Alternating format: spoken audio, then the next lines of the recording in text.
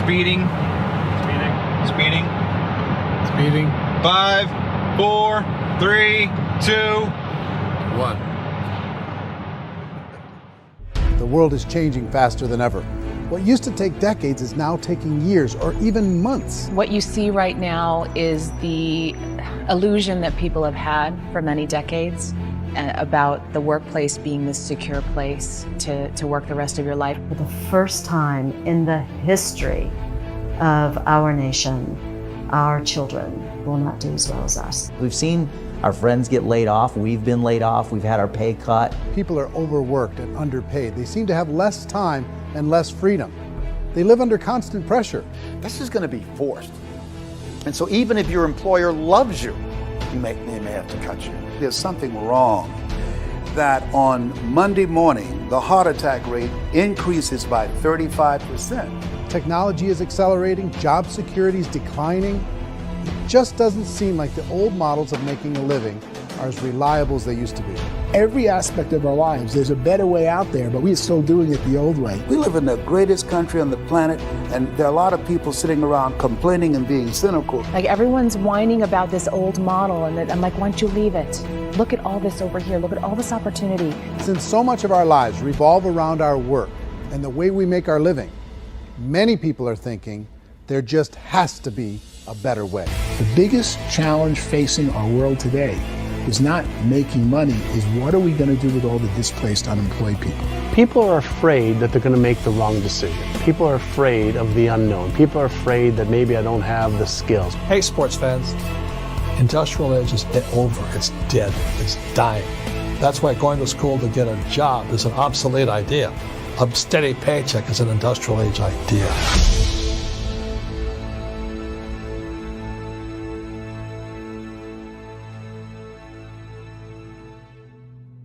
It's the search for answers that has brought us here together today. My name is Ерик Уори, and for almost 30 years I've been an entrepreneur, struggling at times, but ultimately succeeding. As a best-selling author, speaker, and business owner, I've spent my entire career helping millions of people around the world to become entrepreneurs. And I believe strongly that there is, in fact, a better way when it comes to how we make a living. The career landscape has changed dramatically, and many are still working in a model that is completely out of date. What worked for previous generations isn't working as well for people today. In this film, we're going to explore 3 important questions. First, what's really going on in our working world today? Second, in this new economy, is it better to become an entrepreneur, or is it safer to work for someone else? And third, if a person decides to become an entrepreneur and start their own business, how can they do it without taking on massive risk? To help in this journey, I've brought together some of the greatest experts and thought leaders in the field of entrepreneurship to share the real facts with you. My intention is to give you new information that will allow you to make choices that are not limited by an old, outdated model. Let's start by understanding what's going on in our working world today.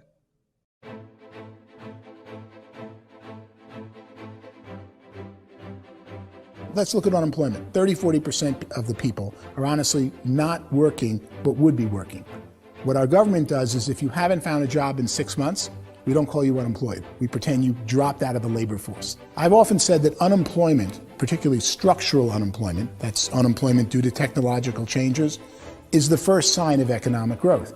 Think of it, 10 people live on an island. They go out every day and fish. One day, new technology shows up. A missionary brings them a net. Now, using the net, one pilots the boat, one throws the net. 2 fishermen can do all the work 10 used to. That's a 500% increase in productivity, 2 doing the work of 10, in one day. You don't have to learn a lot to learn how to throw a net instead of throw a fishing line. The island's got a big problem, 80% unemployment. But the island still has all the wealth of the fish because the 2 people produce as much fish as 10 did. Now, of course, looking back in history, these changes used to take thousands of years. And during that time, we went into farming and transportation. Some of us became doctors and some teachers and lawyers, and we developed all these new professions and new manufacturing jobs. Today, these changes are occurring literally in one day when a new technological advance occurs, and we don't have the social structures to deal with it or to retrain the unemployed people. So one of the things that I think is interesting as I travel across the country and really travel around the world is the way that we work and the way we get paid for work is changing pretty dramatically.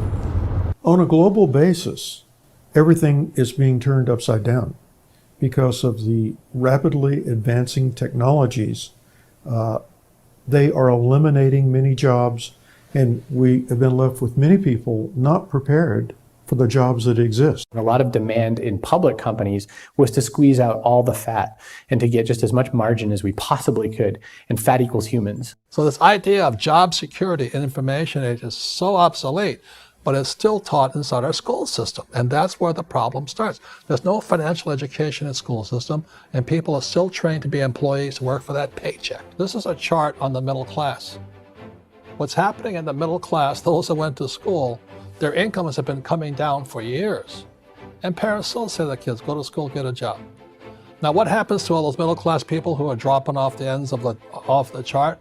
Well, they become what's called working poor. And this is what happens to working poor. But they say poverty is ending. Well, poverty may be ending, but working poverty is going up. And this is food stamp usage. So food stamp usage in America is going through the roof right now because people cannot earn what they call a living wage. Most people have experienced financial pressures that I think are probably greater than they have been in the past. If you're not working for yourself, then it's going to be a pretty hard road for a lot of people. Today, if you're going to control your future, the 40-40 plan is gone where you can graduate from college and get a job and work for 40 hours a week for 40 years. That day is gone. So some of these charts actually tell you what's going on. And this is a really interesting one, you know. People are going back to school because if I go back to school, I'll get a nice job. But this is what's happening to, it's called Sallie Mae, which is the student loan guys. Student loan is going through the roof. It's now over $1 trillion, and student loan debt is worse than credit card debt. So when people stopped using credit card, the government got people into student loan debt. And the problem with student loan debt is you can never be forgiven. See, with credit card debt, you can declare bankruptcy and all's forgiven. But student loan debt, you can declare bankruptcy, you still owe it. It's the worst of all debt. But this is the next picture. Look at this chart here. This is what's happening to wages of college graduates. It's going down. So you go to college, you rack up all this debt, but you earn less money. Now, that's not that intelligent. Average person who's been working a lifetime in America today is ending their lifetime at 65 with about $41,000 in assets. They earned just enough to survive. I think in the United States we have something like 17 trillion in debt. That's just the federal government debt. We got another 2 in municipal and in other, let's call it almost 20 trillion government. We've got 40 trillion in private debt. That comes up to close to 60 trillion. When you then add something we never had before, what you were talking about, when we look at the unfunded portion of Social Security and primarily Medicare, Medicaid, that at the most conservative estimates from outside firms, Kleiner Perkins, 67 trillion and growing. That's more than all our other debt. There's less conservative estimates that say it's 84 trillion or higher. I added up conservatively $127 trillion in total debt. Debt is a financial drug. When you take it to excess, it's like taking a drug. Yeah, it makes you feel better, it enhances your performance, but at a huge cost, eventually it kills you. And so that's what happens. We keep doing more and more debt, and you get less and less results, just like a drug, until the debt gets so high that it crushes the whole system. That's where we're at, 8.2 times GDP. You know who I feel sorry for? I feel sorry for the person who dreads going to work, who is sick to their stomach on Monday morning, who hates their alarm clock, who gets a little glimmer of hope on a Wednesday because it's hump day and says, thank God it's Friday. And they live for those 2 days a week where they get to be themselves and they don't have to be around people they don't like, and they don't have to play the political game in the office, and they don't have to live this half life. The person that works 50 weeks a year just to be able to have the 2 weeks for vacation. And you know what happens to most of them? Nowadays, they don't have a vacation. They have a staycation. They have time off of work, but they don't get to go where they want to go because they're overextended. They've got all this debt. They got all this situation. They hate their alarm clock. They can't sleep until they're done. They have to spend most of their life in traffic. I feel sorry for that group of people because there's a better way. They just don't know it. I see this really interesting attempt at rugged individuality in a 6x8 rectangle. And I feel like you're all the same, except for the little push pins of the pictures. There's different pictures. Yours is named Jenny and his is named Sujara, but it's the same people. And this is how they are, and they're just like the zombies, and there's no joy in there, there's no fun. There's always like the wacky woman who decorates her cubicle, and that's the most she can do there. You got to give her credits, right? The wacky cubicle woman. The basis for their life is worry. I'm worried, you know, maybe I'll get fired. I'm worried maybe my company will go out of business. I'm worried I can't keep spinning the plates on paying the bills. I'm worried about how do I send my kids to college. I'm worried, what if the transmission of my car breaks? That's, you know, 2 or 3, I can't fix it. People live in a sea of worry, and it eats at them. Those signs that people held up during the Depression didn't say looking for gainful employment in a cubicle. It said looking for work. Work is what we're looking for. Job is just a unit of measurement. Work is what we're going after. It's time to look in the mirror and say, it's not the economy, it's my economy. It's my little world of where I am. I need to improve. I'm not going to wait for the economy to come back because frankly, the economy is doing great in this country. So I'm here on Wall Street, the financial center of the universe, the financial capital of the world. This is where most people's money goes to at least be held for a time, right?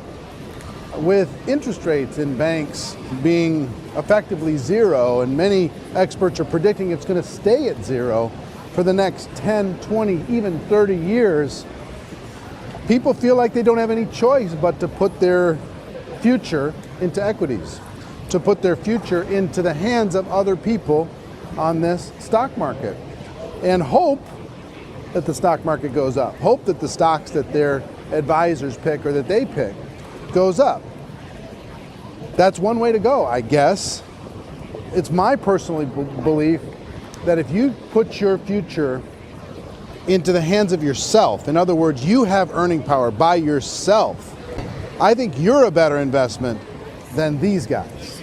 I think you controlling your future is a better option than handing over your retirement to these guys. The average household income in the United States is approximately $50,000 a year, what they call the middle class. To reach the top 25% of income earners, you'd need to earn at least $90,000 a year. To reach the top 10% would be a household income of $140,000, the top 5%, $190,000, and to be in the top 1%, you'd need a combined household income of at least $380,000 a year. So here's the question. What do you think would give you the best chance to move up and get to the top 10%, the top 5%, the top 1% or beyond? In my opinion, and in the opinion of many, many experts, the answer is to become an entrepreneur, to become your own boss. I think you have to be a business owner. I can't, the only time I ever say to someone it'd be great to be an employee is when they've already told me they've surrendered. I only tell people who are wounded spiritually that they should be an employee. And it's that feeling that you get when you pick up the backpack off the little Cub Scout and say, "Don't worry, little guy, we'll get you back to the camp."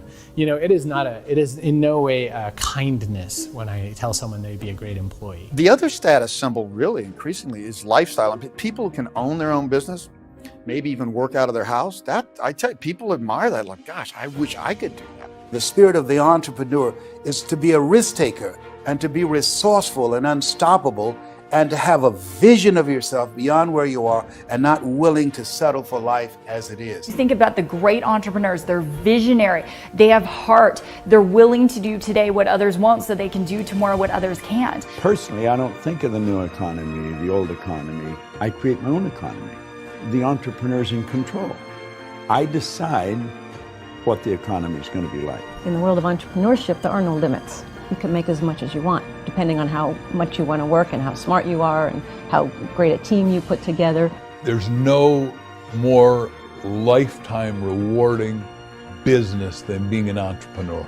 Why in America, where anyone could be anything, would people want to give up their freedom and become effectively a modern-day slave, told shut up and be here every morning at 7:30, leave at 5:30, and do what I tell you?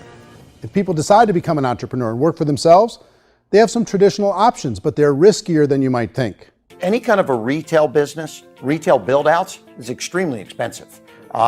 Even just these small little yogurt stores where they're putting little yogurt machines and you get all the different flavors, you're spending $200,000, $300,000, $400,000 to open a yogurt shop. I would love to buy a Dunkin' Donuts, but it's $500,000 or so to start. I don't quite have that just in case money. Risking lose it all, and most guys do 2 or 3 times, and even big guys like Branson, because I'm such a fan of his, half his companies don't work. If you make $1 million, your problems are going to go. If you make $1 billion, your problems are really going to go. Just the opposite. You and I know when you're making $1 million, you got $1 million responsibilities. You make $1 billion, you got 1,000 times $1 million responsibilities. And most people say, I'd love to be my own boss. 70% of Americans would love to be their own boss, according to recent polls. But they don't know how to get there. Because what are you going to do? One, you could buy an existing business. If somebody's selling an existing business, you have to ask why. Usually because it's probably hard. It's probably not making as much money as they hope. 2, they could buy a franchise, a little less risk, proven system, but it's expensive to be able to do that. 3, they could start something from scratch. And that's where a lot of people feel like, I don't have the chops to do it. I don't have the money. I don't have the product idea. I don't have the expertise. I don't have whatever it's going to take to be able to get there, and I can't risk my family to do it. So 4th, they could become an investor. A lot of people in this town invest to try and figure out a way, but you got to be pretty smart with that game too, right? Venture capitalists, who are the very best and most sophisticated in investing in new breakthrough businesses, make it on 1 out of 11. That means 10 out of 11 are mediocre or fail. Most of them fail. That's the risk there. An angel investor is lucky to get 1 out of 15 or 20. A business is a team sport. Like, I have to have accountants, I have to have engineers, I have to have system designers, I have to have sales, marketing, I have to have accounting, I have to have mission statements, I have to have legal and all that. The average Joe Schmo, even me, I go out there, I don't have the skills to put a business together. I think the bottom line for the 4 traditional options is they take money, sometimes a lot of it. They take expertise, and they take time. All of that adds up to just too much risk for most people. I bought a business from somebody else and it was a lot of work. And you start wondering, what did I just buy? Because I guess ultimately I own your email list and I just overpaid for it. People that start their own business, they spend a lot of money, they spend a lot of time, a lot of effort to get things started.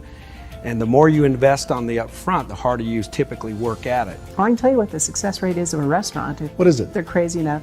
About 90% of them fail. About 90%, in how quickly? Year or less. Wow. And if we're talking non-franchise, we're talking franchise, Sure. That's totally different. Yeah. But our students aren't getting franchise restaurants. You got to invest big money. Exactly. And with someone like McDonald's, you've had to work with the company for a long period of time, really know the To even have a business. chance at investing $1 million. Have a chance, and it's a slim chance. What if there was a way that you had all the proven aspects, the comfort aspects, and you could still control your own life? What if there was both? In other words, you didn't have to create everything from scratch. You didn't have to be a super leader. All you had to do, what if there was a proven product already? You didn't have to create the product. And there's a proven system already, proven training already. Everything except an employer. That was the only thing that you didn't have. Do you think more people would be open to working for themselves in that environment?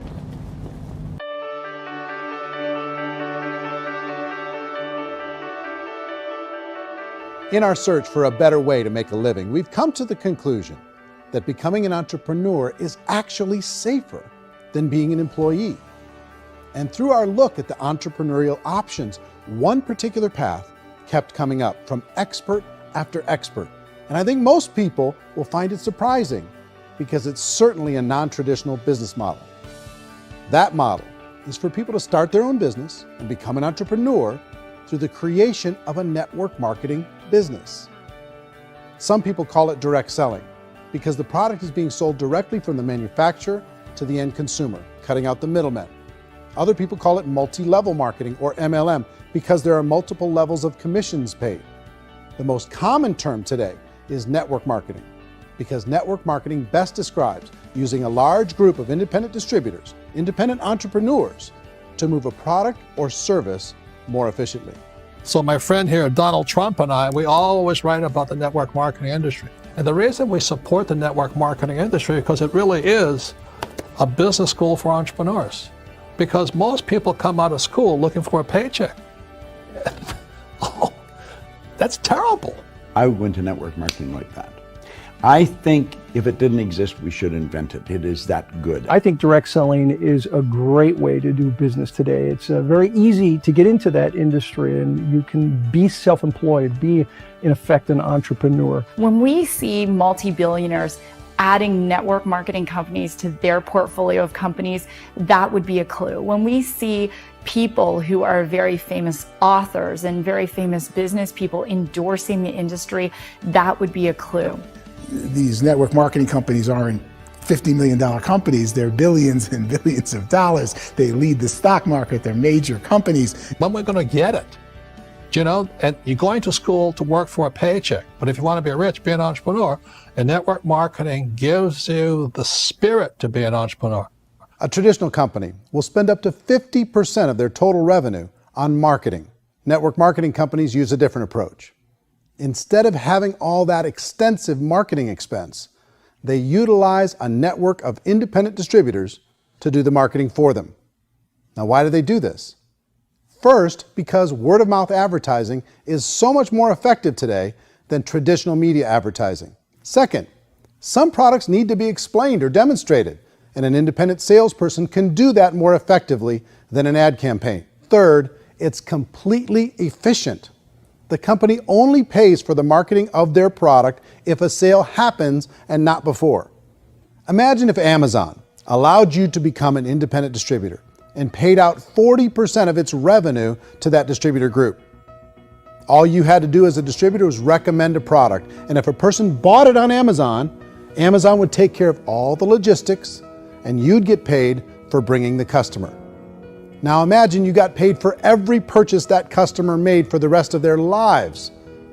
Well, Amazon doesn't offer this option, but network marketing companies do. 85% of all buying decisions in our society are made as a result of word of mouth or reputation. We're recommending things to each other all the time.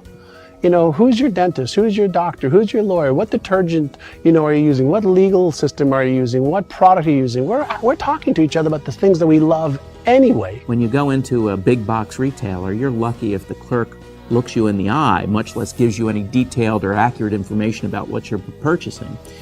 So of course, this personal information, this education coming from a friend, a neighbor, a relative, or even a stranger, but one who has experience with the product is extraordinarily valuable. As a matter of fact, network marketing can educate consumers probably better than any other form of marketing. It certainly can do better than advertising, because advertising usually has a certain hype to it, and you can only get limited information. So, network marketing trumps advertising. If you were a typical sales company and you wanted to sell $1 million a month worth of product, you might go find 100 superstar salespeople. The quota would be $10,000 a month. So network marketing as a distribution system just flips the numbers. So we use 10,000 happy, raving fans of a particular product, and we don't concern ourselves so much with how much product each one of them individually sells. If they sell just $100 or $200 a month, and there's 10,000 of them, you're selling $1 million to $2 million a month worth of product. And that's the best way I can explain how network marketing works. This is the marketing arm of the company. There's not money being wasted on bricks and mortar. There's not money being wasted on inventory that's sitting stagnant somewhere. There's not of employees standing around that don't have customers. These are people that are going to connect with customers. These companies allow people to become independent distributors for extremely low cost and with no minimum time or sales quota. Essentially, they own their own business and can provide as much or as little sales as they choose. In other words, the distributor gets all the benefits of traditional business ownership without the risk. The advantage of network marketing is the ease of entry, the low risk, and the low startup cost, because almost everything else has very high risk. You can get in for a minimal investment. You're buying into a system that's already been proven, products or services that have been proven to work. The keys to network marketing is providing an opportunity for the masses to get involved, providing an opportunity for the average person who doesn't have the resources to start their own business. All of this so far is fairly straightforward, but network marketing offers another benefit, and it's this benefit that makes it so interesting for entrepreneurs. Network marketing allows a distributor to build their own network of other distributors and then compensates them on the sales created by that entire group. Direct selling is, at its base, very simple. It's the sale of a product or service to an individual on a face-to-face, one-on-one basis, just the way we're talking right now. But there's an important element as well, and that's the offering in conjunction with that sale of product, the offering of an opportunity for someone to make something of themselves. No matter what your social status is, no matter what language that you speak, I mean, look how many unbelievable people are becoming successful that speak every kind of language out there. What an awesome gift to give the world. Instead of having to work your way up in a system and prove that you could be a sales manager, they just decided everybody can be a sales manager. Everybody gets to build a sales team from day one. And so what that brought into the system of growth as a direct selling company is the concept of compounding or geometric progression. Because now you can actually grow sales force very quickly because everybody is enrolling people in their own sales force. People who are like, oh, this is weird, I'm building a sales team, or what do you think you do at a regular company? How do you think a regular company works? Network marketing is the only industry that doesn't say your past determines your future. It looks at your past and says, okay, now what can we train you to do so you can have a great future? Every other employer out there wants to exploit you for what you already know, not teach you something new. Network marketing has the potential to save the United States and the world because it's going to teach people not to be employees, but to be entrepreneurs.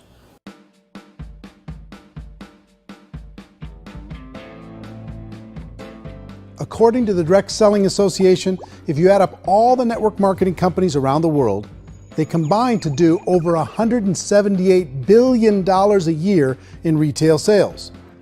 To give you an idea of how big that really is, the NFL, the National Football League, does approximately $9 billion a year. The music industry does a little more than $16 billion a year, and the movie industry does about $80 billion a year.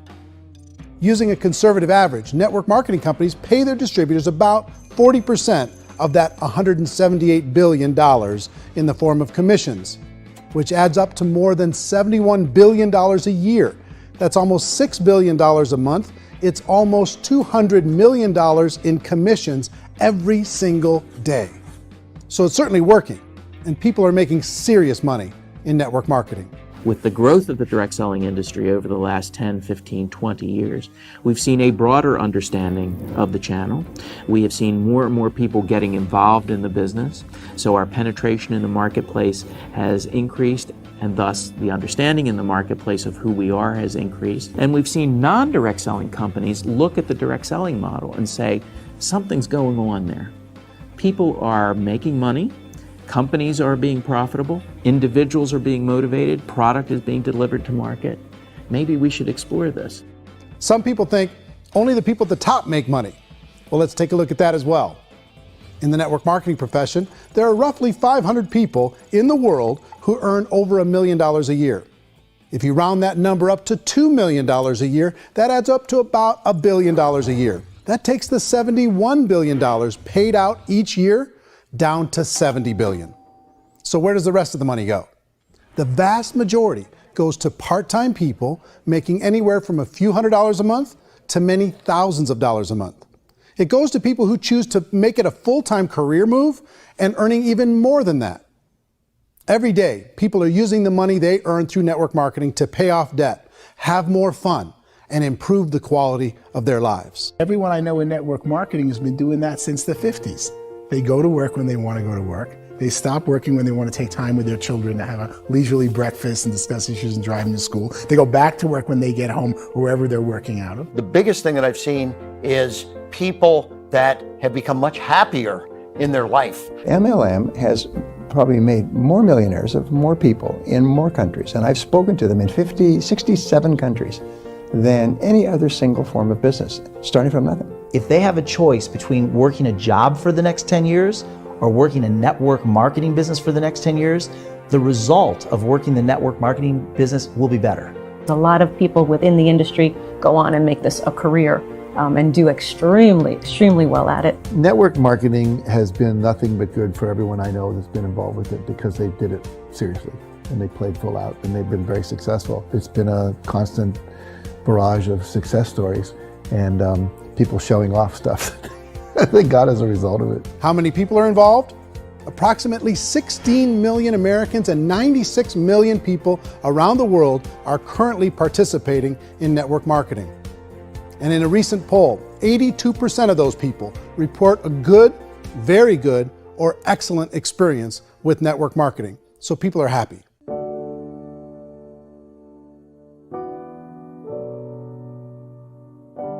So I've taken a look at the network marketing profession and really tried to understand why so many people are confused as to the validity of this as a business.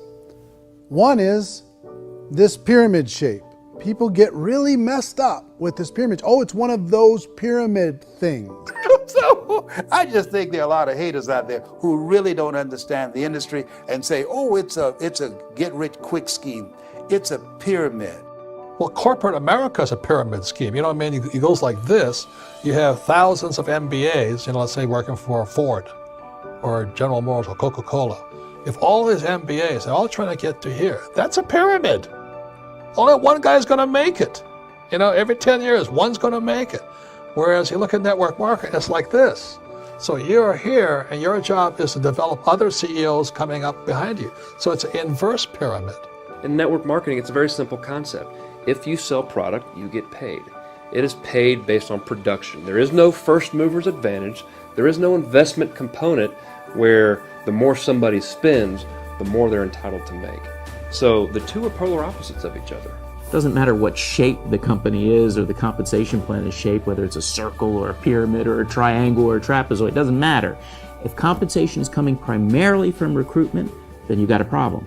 On the other hand, if an operation is basing their compensation to participants on the basis of sales, even when those sales are generated by people you've recruited, well, then you're a perfectly legitimate enterprise. That's the legal test, it's the practical test. Another issue that's been true in the past that is no longer true now is people used to be in network marketing loaded up with products that they couldn't sell and they ended up a loser. They ended up with a bunch of product in their garage, they ended up with a bunch of products sitting in their kitchen shelves or whatever, and they thought they could sell it and then they weren't willing to or able to sell it and they ended up with a bunch of stuff and they were bitter about it. There was this thing called front loading where you had to buy if you bought $25,000 worth of product, you got better commissions and all this. Today, it's almost all done by computer. It's direct mail comes from a warehouse somewhere else. You don't have to have all this inventory. You don't have to stock up. It's a paperless world now. Most of it's done online. You have a back office. It really works. And I mean, the technology has changed everything. Third issue is people start talking about 99% of people in network marketing don't make any money. Well, we've talked about that over the course of this journey together. Almost $200 million a day is being paid out to network marketing distributors around the world. The naysayers, the people who say that it doesn't work, are usually the ones who just don't know how to make it work for themselves. And so they're giving you an opinion, and I tell people, don't confuse people's opinions with expertise, because opinions are free. And don't confuse sincerity with the truth, because people could be sincerely wrong. But here's the reality inside of network marketing. The vast majority of people that get involved in network marketing just become customers and they get involved to be able to purchase product at a lower price. If you take Costco as an example, if a person goes into Costco and gets a membership to Costco so they can get a lower price on the product, we don't call that person a loser because they have a bunch of product that they walked out with with a smile on their face. Yet when some people want to take a look at network marketing, they say, well, those people, they're just using the product and they aren't earning an income, so they must be a loser. They're not a loser, they're a happy customer. That's the vast majority of people that are involved in network marketing. Now, a smaller percentage of those people decide to go build a business. They earn $300 a month, $500 a month, $1,000, $2,000. That's the bulk of earnings in network marketing. And then there's the few that really decide to take it serious, really decide to build a large network, really work to make that network very, very productive. And those people make huge amounts of money and there's no cap. What I do as an outside economist, just somebody looking at this industry like any other industry I speak and say, look, what's the realities of this? 1% do incredibly well. 10% generate some additional income at pretty low risk and effort. That's not, and 90% of people roughly end up customers. One thing that I think is real when it comes to people's perceptions about network marketing is people put this, and distributors, I think, involved in network marketing have some responsibility for this. They have sometimes unrealistic claims about the product or about the income. Most people who become distributors, they want the money, they want to be successful, but they don't have the skills. They don't know what to do. And when people don't know what to do and they're in a new business, they're scared. And when they're scared, they panic and desperation kind of sets in. So they think everyone they talk to has to get in. So if I talk to you and you say, well, no, I don't have time to do that, they're like, no, I need you. You have to do this or I won't be successful. So I start clawing on you. I start that desperation. So then I start making claims about the product, which are not appropriate, probably not even true. Or I start saying, oh, let me show you how you can make all this money and you don't have to do anything, Eric. And so you just totally misrepresent the opportunity, and you're clingy with people because you think you need everybody to be successful, and you don't. You know, one of the messages that I try to deliver most forcefully to companies as well as salespeople in direct selling is that you don't have to overpromise. The reality is in network marketing, there's a lot of hard work involved. There's a lot of effort. You're going to have to develop yourself. It's a business like anything else. It's going to take some time, but in my opinion, it's better.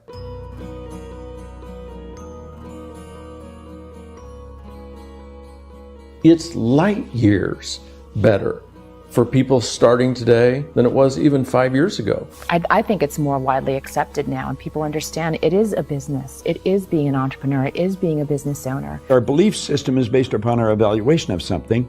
And frequently, if we reevaluate a situation, our belief about that situation will change. The industry has changed and it's grown up. It's totally transformed. You've got young people today that have grown up with social media, and they understand networks. They understand how people are connected through technology, and they understand how money flows through those networks.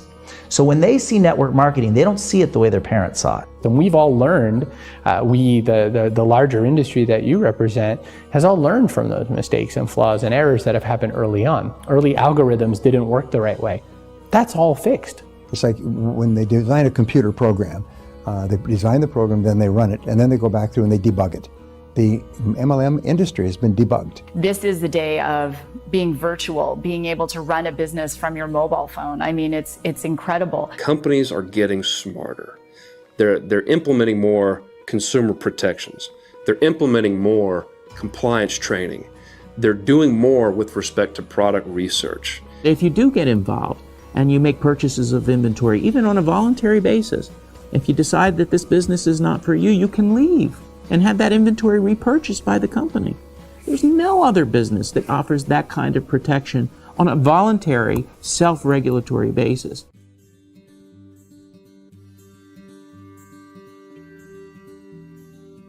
If you decide to look further into a network marketing business in order to generate more cash flow for your family, I would recommend reviewing the following 4 elements. First is the product or service. And on the product or service, I would ask 5 important questions. 1, do you like it? Is it something you would feel comfortable sharing with others? 2, is there a recognized need in the marketplace? It's hard to create a need if one isn't naturally there. 3rd, does the product meet that need? Does it solve a legitimate problem for consumers? And 4th, is it priced to sell? Can it compete in the marketplace? And fifth, is it priced for profit? Is there enough margin for the company and the distributor to be able to generate income for the long term? If you can answer the questions on the product to your satisfaction, the next element to consider is the company itself. Is it well run? Do you believe in the founders or the management team? Do you feel they have what it takes to go all the way? See, it doesn't matter how good the product is if the management can't take care of the company. Good management can change with the times. They can handle adversity. They can make good decisions. Make sure you choose a company that can serve you for a long time. The third element to consider is the compensation plan. And with that, there are 3 important things to look at. First, a brand new person needs to be able to generate some money fairly quickly. It may be an obvious reason, but you can probably imagine the ripple effect of a distributor getting involved and having even a small victory fast.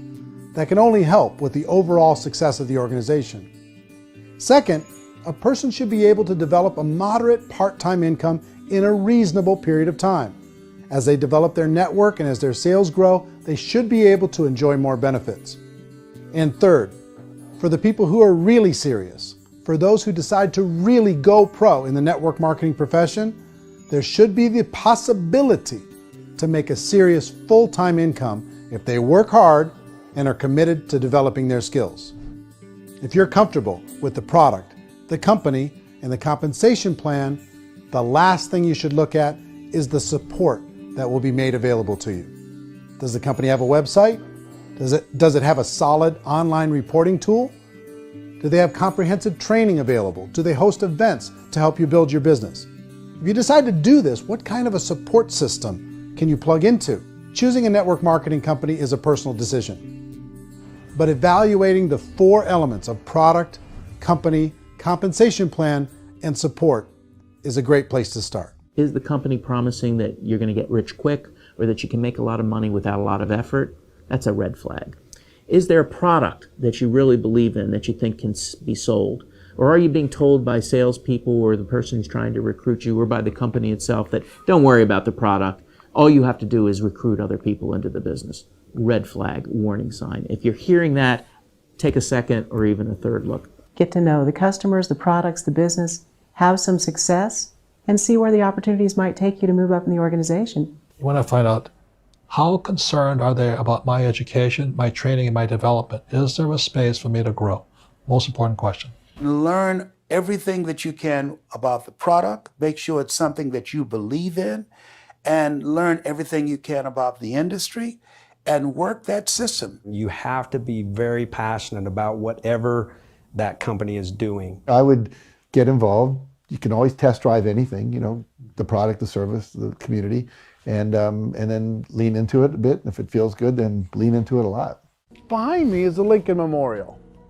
And this is a place where Martin Luther King Jr. had his famous "I Have a Dream" speech. And at that speech, he talked about his dream for equality for everyone around the world, and that's a noble dream. But I think more people need to remember what it was like when they were kids and the dream was still alive in them, before it got beaten out of them by reality, by this paycheck, by these responsibilities, and by having to live for this job to pay the bills. I think people need to remember that, go back to that. Once they know that there's a better way, I think their future is going to be much brighter. They can live a better life.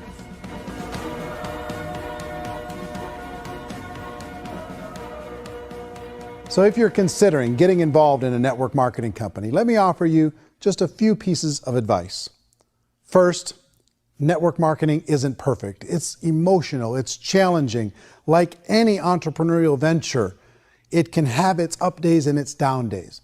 But if you have an entrepreneurial bone in your body, it's just better. Second, if you're gonna do it, decide to be professional. Decide to go pro. It's better to do that than just be this amateur sticking your toe in the water. Third, as any professional, you're gonna have to learn some new skills. And I promise you, inside of the network marketing profession, they're not too difficult to learn. Fourth, like anything worthwhile, it's gonna take some time. Don't expect that you're going to get to the finish line right out of the gate. And fifth, it's worth it. It's worth it to be able to take charge of your life again. It's worth it to be able to control your own financial situation. It's worth it for the people you're going to be able to spend time with. It's worth it for the things you're going to be able to see and the experiences you're going to be able to experience. It's worth it for the causes you're going to be able to contribute to, the lives you're going to be able to touch, the customers you're going to be able to help, the friendships you're going to be able to develop. I promise you, it's worth it. Remember, most people are searching for answers just like you are. But I do have to tell you the catch to network marketing. If there is a catch, if you want to understand this from an emotional point of view, people say, well, it sounds too good to be true. It's not, it's hard work. But here's the catch. Most people still don't understand it. So you're going to have to endure the loss of social esteem from ignorant people. The uneducated will think less of you. Now, if you can handle that, you're on your way. If that's going to destroy you, you know what? Entrepreneurship in general probably isn't in your future. If you can face that catch, you can become unstoppable.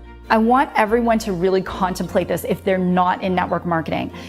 You're in a job, you probably have a mortgage, you have rent, you have debt, whatever's going on. You're in a prison. You work just hard enough to keep them from firing you, and they pay you just enough to keep you from quitting. Come on! I've been there, done that, and bought that t-shirt. In network marketing, if you run into failure, it's really just a homework lesson for yourself. There's no one to blame. You really have no excuse not to be successful. You just don't. People don't want to hear that, but there's so much available to you. If you want to be a good network marketer, be a student to the people above you, be a fellow traveler to the people on the same level, and be a teacher to those below, and know when it's appropriate to do which.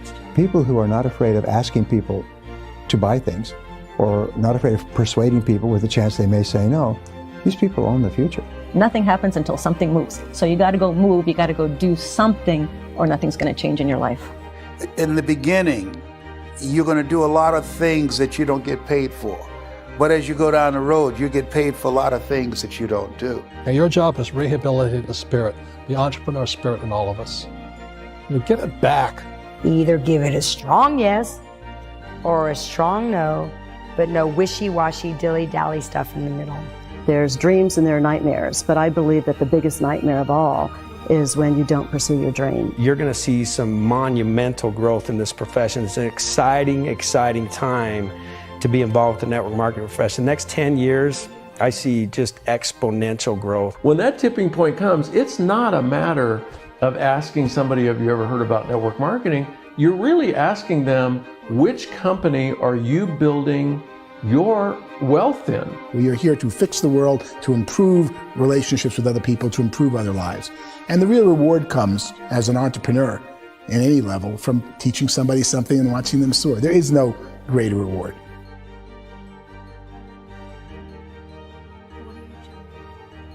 Life's too short to spend it living someone else's dream instead of your own. It's too short to spend it living at a fraction of your potential. Can being an entrepreneur be a challenge at times? Sure. But here's what you get in exchange. It can be yours. Something that you built, something that you created, something that you made happen. This balloon represents your dream. It represents entrepreneurship. My wish for all of you is that you would reach out and grab it. The choice is up to you.